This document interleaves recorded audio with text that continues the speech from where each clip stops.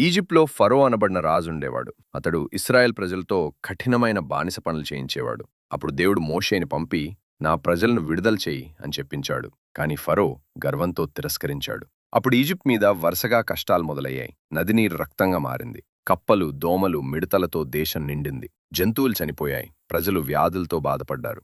చీకటి దేశాన్ని కప్పేసింది. అయినా ఫరో మనసు మారలేదు.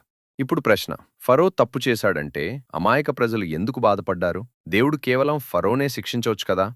దేవుడు ఫరోను లేదా అతని ప్రజలను హింసించాలని అనుకోలేదు. కేవలం నా ప్రజలను విడిచిపెట్టు అని మాత్రమే అన్నాడు. అందుకు చాలా అవకాశాలిచ్చాడు. కాని ఫరో తన ఐశ్వర్యాన్ని, అధికారాన్ని చూసి గర్వించాడు. అందుకే ఈజిప్ట్ మీదకు తెగుళ్ళొచ్చాయి. అయినా ఫరో మనసు కరగలేదు. చివరికి తొలిచూలు సంతానం కూడా ప్రాణాలు కోల్పోయింది. మరిక్కడెందుకు దేవుడింత కఠినంగా వ్యవహరించాడు? దానికి సమాధానం తెలుసుకోవాలంటే ఫరో చేసిన కఠినమైన చర్య గురించి తెలియాలి.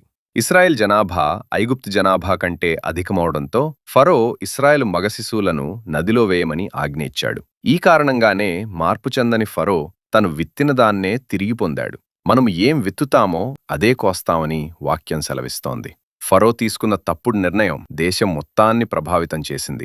చివరికి ఫరో భయపడి ఇశ్రాయేల్ ప్రజలను విడుదల చేశాడు. మరి మీకిది న్యాయంగా అనిపించిందా లేక కఠిన నిర్ణయంగా అనిపించిందా? మీ అభిప్రాయాన్ని కామెంట్లో చెప్పండి. నమ్మితే ఆమేనని కామెంట్ చేసి సబ్స్క్రైబ్ చేసుకోండి.